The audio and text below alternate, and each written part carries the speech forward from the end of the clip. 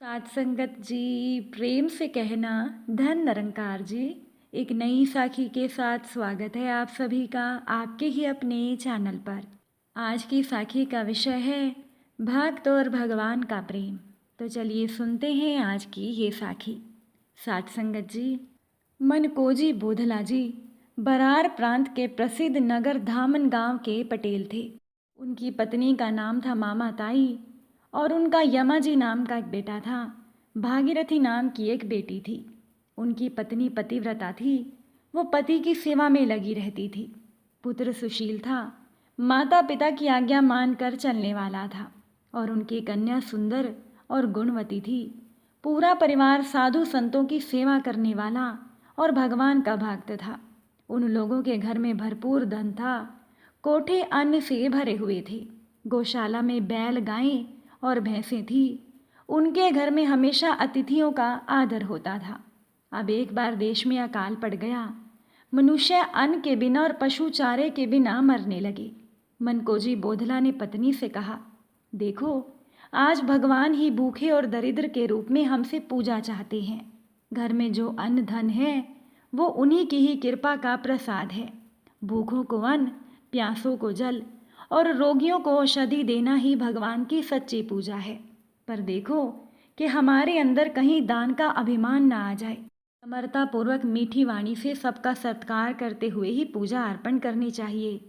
पति की आज्ञा मानने वाली मामा ताई ने बड़ी प्रसन्नता से ये आज्ञा स्वीकार कर ली। भूखों को अन्न, अनाथों को आबाद आश्रय मिलने लगा। दूर दूर से सैकड़ों कंगाल भूखे लोगों की भीड़ आने लगी। चीनी पर चींटियों की भांति भीड़ बढ़ती गई। मनकोजी और मामा ताई बड़े ही प्रेम से सबका सत्कार करते थे। अब उनके पास जितना भी अन्न था वो समाप्त हो गया। उनके वस्त्र बंट गए। सोना और रतन बेचकर उन्हें जो भी मिला वो भी उन लोगों ने बांट दिया। उनके घर में चारा भी नहीं रहा तो उन्होंने अपने पशु भी दान कर दिए। उनके घर में बर्तन तक नहीं बचे। धामन गांव जैसे नगर के पटेल मनकोजी बोधला अब अपनी पत्नी के साथ दूसरों के घर मजदूरी करके अपना और अपने बच्चों का पेट पालने लगे। इस त्याग में भी वो बहुत खुश थे, क्योंकि त्याग का आनंद ही तो सच्चा आनंद होता है और वो तो हृदय को निर्मल कर देता है। इस त्याग के आनंद से मनकोजी का हृदय पूर्ण हो गया था। परिवार के साथ मजदूरी करते और भगवान के नाम का कीर्तन करते। संसार की बाधाएं भगवान ने स्वयं उनकी दूर कर दी थी। मनकोजी बोधला का सदा से एक नियम था कि वो प्रत्येक एकादशी को पंढरपुर जाते थे। चंद्रभागा स्नान करके भगवान के दर्शन करते, रात्रि जागरण करते और द्वादशी को चंद्रभागा के तट पर अपने सामने ब्राह्मणों को भोजन करा के गरीबों को अन्न वस्त्र बांट कर ही लौट आते थे। अब एकादशी आने वाली थी, किंतु अब तो उनके पास एक फूटी कौड़ी भी नहीं थी और मनकोजी को अपना नियम तो पूरा करना ही था। उनकी पत्नी भी बहुत चिंतित हो गई। पत्नी को चिंतित देखकर उन्होंने समझा दिया कि चिंता का कोई कारण नहीं। मारक के जंगल से सूखी लकड़ियां चुनकर वो पंढरपुर बेच देंगे और इससे काम चल जाएगा। मारक में लकड़ियां इकट्ठी करके उनका गट्ठर लेकर वो पंढरपुर पहुँचे। लकड़ी बेचने पर उन्हें 3 पैसे मिले। चंद्रभागा में स्नान करके उन पैसों के फूल पत्ते लेकर उन्होंने पूजन किया और रात्रि का जागरण किया। एकादशी के उपवास के बाद द्वादशी को सवेरे ही मनकोजी जंगल से लकड़ियां ले आए और उन्हें बेचने पर उन्हें 3 पैसे मिले। उनका आटा लेकर चंद्रभागा के किनारे ब्राह्मण भोजन की इच्छा से वो ब्राह्मणों का रास्ता देखने लगे। दोपहर हो गई पर किसी ब्राह्मण ने भी सूखा आटा लेना स्वीकार नहीं किया। द्वादशी को पंढरपुर में चंद्रभागा के तट पर, जहाँ पर सैकड़ों धनी लोग ब्राह्मणों को भोजन कराकर उन्हें दक्षिणा देने के लिए इकट्ठे होते हैं, अब वहाँ एक दरिद्र का सूखा आटा कौन लेता? न दाल, न साग, न घी और न देने को दक्षिणा। अब यही सोचते सोचते मनकोजी बोधला के नेत्र भर आए। वो रोते रोते सोचने लगे, क्या आज मेरा नियम टूट जाएगा? अब दरिद्र भक्त की प्रेम भरी भेंट का स्वाद तो शबरी के बेर, सुदामा के तंदुल और विदुर पत्नी के केलों के छिलके खाने वाले भगवान ही जानते हैं। आज भगवान मनकोजी के आटे का स्वाद पाने को उत्सुक हो गए। उन्होंने दरिद्र बूढ़े ब्राह्मण का वेश बनाया, लाठी टेकते हुए आए और बोले, अरे ओ भक्त, मुझे बहुत भूख लगी है, तेरे पास कुछ हो तो जल्दी मुझे दे दे। अब मनकोजी को तो जैसे वरदान मिला। परंतु ये सोचकर कि ब्राह्मण को अपनी हालत बता देनी चाहिए। वो बोले, महाराज, मेरे पास केवल सूखा आटा है और कुछ भी नहीं है। अब ये ब्राह्मण तो आए ही थे आटा लेने। कहने लगे, भाई, मैं कहाँ तुमसे चावल, दाल, घी, शक्कर मांगता हूँ। मुझे भूख लगी है, आटा दे, जल्दी से मैं रोटी बना कर खाऊंगा। बोधला ने आटा दे दिया। वो चाहते थे कि ब्राह्मण उनके सामने भोजन बनाकर खाए। सदा सामने भोजन कराने का नियम था, पर आज सूखा आटा देकर मनकोजी में कुछ कहने का साहस नहीं था। अब घट घट की जानने वाले भगवान देवता बोले, अब खड़ा खड़ा क्या देखता है, कुछ कंडे मांग ला तो मैं यहीं पर रोटी बना लूँ। भूख के मारे मुझसे कहीं जाया नहीं जाएगा। मनकोजी बोधला दौड़कर यात्रियों से सूखे कंडे मांग लाए, अग्नि ले आए। उसके बाद यज्ञ भोक्ता सर्वेश्वर अपने हाथों भक्त का दिया आटा सानने बैठे। साध संगत जी, समस्त ऐश्वर्य की अधिवेश्वरी भगवती महालक्ष्मी जी भी भक्तों की ऐसे उपहार का एक कण पाने को ललचाया करती हैं। वो जानती हैं कि उनके स्वामी ऐसे मधुर पदार्थ पाकर उन्हें भूल जाते हैं। मांग कर आग्रह पूर्वक वे लेने ना पहुँचे तो उन्हें एक कण भी नहीं मिलेगा। और आज बोधला के सूखे आटे का लालच महालक्ष्मी को भी खींच लाया। तो वो भी बूढ़ी ब्राह्मणी बनकर ब्राह्मण के पास आई और बोली, मुझे छोड़कर यजमान का दिया अन्न आप क्या अकेले ही खाना चाहते हैं? भगवान मुस्कुरा दिए। उन वृद्धा महिला ने रोटी बनानी शुरू की। अब बोधला को एक ही चिंता थी, आटा तो एक के पेट भरने जितना भी नहीं था, दो कैसे भोजन करेंगे? ब्राह्मण देवता ने उन्हें भी भोजन करने को कहा तो मनकोजी ने कह दिया, मैं तो बचा हुआ जूठन प्रसाद पालूंगा। भगवान और माँ लक्ष्मी ने भरपेट भोजन किया। तृप्त होकर बोधला के देखते ही देखते वो दोनों अदृश्य हो गए। अब कहीं मनकोजी बोधला को पता लगा कि उनका आटा स्वीकार करने ब्राह्मण के वेश में खुद भगवान आए थे तो वो बहुत प्रसन्न हो गई। मनकोजी बोधला वहाँ से मंदिर में भगवान के दर्शन करने गई तो उनको लगा कि आज भगवान सामने खड़े होकर मुस्कुरा रहे हैं। उन्होंने हाथ जोड़कर प्रार्थना की, दयामय, आपकी कृपा को धन्य है। बड़े बड़े धनियों के नाना प्रकार के भोगों को छोड़कर आप मुझ कंगाल के सूखे आटे पर रिझ गए। आपने मुझे कृतार्थ कर दिया। भगवान ने कहा, भाई, मैं तो हर जगह जाना चाहता हूँ, पर बड़े बड़े धनी मुझे पूछते ही कहाँ हैं। मनकोजी ने कहा, भगवान, ऐसा कैसे हो सकता है? भगवान बोले, देखो, अमूक धनी के यहाँ मिठाइयाँ बन रही हैं। ब्राह्मणों को निमंत्रण भेज दिया गया है। 1000 ब्राह्मण कल वो जिमाएंगे। मैं भी वहाँ जाऊँगा, तुम द्वार पर रहना। दूसरे दिन बोधला उस धनी के द्वार पर पहुँच गए। 1000 पत्तलें और आसन बिछ गए थे। मुनीम जी निमंत्रित ब्राह्मणों की सूची में नाम देख देख कर ब्राह्मणों को बिठा रहे थे। स्वयं बाबूजी खड़े होकर देख रहे थे कि एक भी फालतू आदमी ना आ जाए। इतने में वो ही बूढ़े ब्राह्मण लाठी टेकते हुए कमर में टाट का टुकड़ा लपेटे आए और सेठ जी से बोले, मैं बहुत भूखा हूँ। बाबूजी ने नाम पूछा, सूची देखी और कहा, आपको तो हमने निमंत्रण नहीं दिया, आप भोजन नहीं कर सकते।